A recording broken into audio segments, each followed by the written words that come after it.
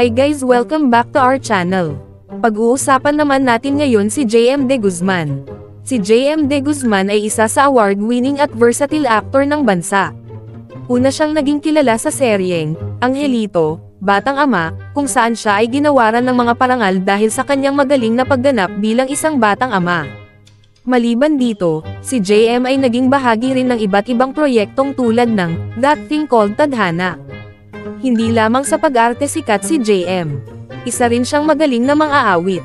Ipinakita niya ang kanyang husay sa musika sa mga kanta tulad ng Huling Gabi, Have a Safe Trip, Dear, at marami pang iba. Isa siya sa mga artistang tunay na may talento sa pag-awit.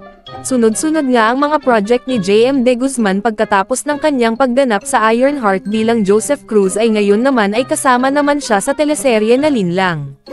Ang Linlang nga ay serye ni Paolo Avellino at Kim Chu na mapapanood sa Prime Video at talagang sinuportaan ito ng mga manunood dahil nag-number 1 agad ito sa Prime. Excited nga ang mga tagahanga ni JM na nasali siya sa palabas. Ngayon naman ay usap-usapan naman si JM dahil sa kanyang pag-amin na meron daw umano silang namumuo na pagtitinginan ng vlogger-actress na si Donalyn Bartolome.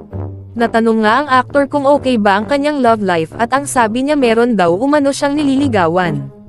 Sa isang interview, sinabi ni JM na, willing to wait, naman siya sa panliligaw kay Donalyn. Umaasa raw siya na sana'y dumating din yung araw na maibigay na sa kanya ng dalaga ang pinakamimiting matamis na, oo. Nagparinig pa si JM kay Donalyn sa national TV. Ang sabi ni JM, tagal ko nang nanliligaw. Baka naman, mapapanood nyo nga po si JM sa teleserye na Linlang at mapapanood ito sa Prime Video. So ano say ninyo dito guys? Comment your thoughts below and don't forget to subscribe to our channel.